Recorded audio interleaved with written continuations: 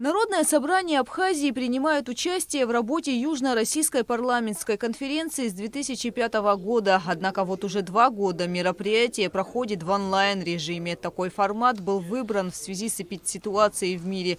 Прежде чем приступить к работе и обсуждению важных тем, с приветственным словом к российским коллегам обратился спикер парламента Лаша Ашуба. От лица 7-го созыва Народного собрания парламента Республики Абхазия хотел бы поприветствовать всех участников Южно-Российской парламентской ассоциации. Для нас очень важно продолжение сотрудничества и развития связей между парламентом Республики Абхазия и парламентами Юга России. Я надеюсь, что это сотрудничество будет продолжаться в конструктивном ключе. Рад вас приветствовать.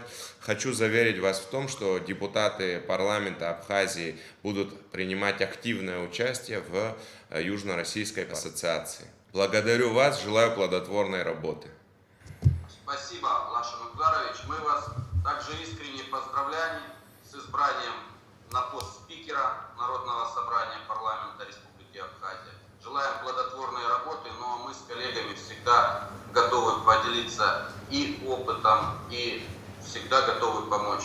В течение 2 дней в онлайн-формате обсуждались вопросы здравоохранения, поддержки многодетных семей, жилищно-коммунального хозяйства, энергетики, транспорта и связи, экономики, внешнеэкономических связей, промышленности, образования, курортной сферы и ряд других важных тем. Депутаты парламента Республики Абхазия приняли участие в обсуждении вопросов в рамках всех 8 комитетов. Участие с абхазской стороны в обсуждении данных вопросов полезно для наших законодателей. Более того, это способствует укреплению связей между парламентариями Республики Абхазия и парламентами Юга России.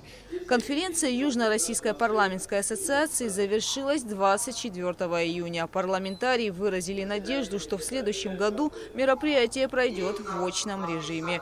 Гугуца Вардания, Алексея Гухава, Абхазское телевидение.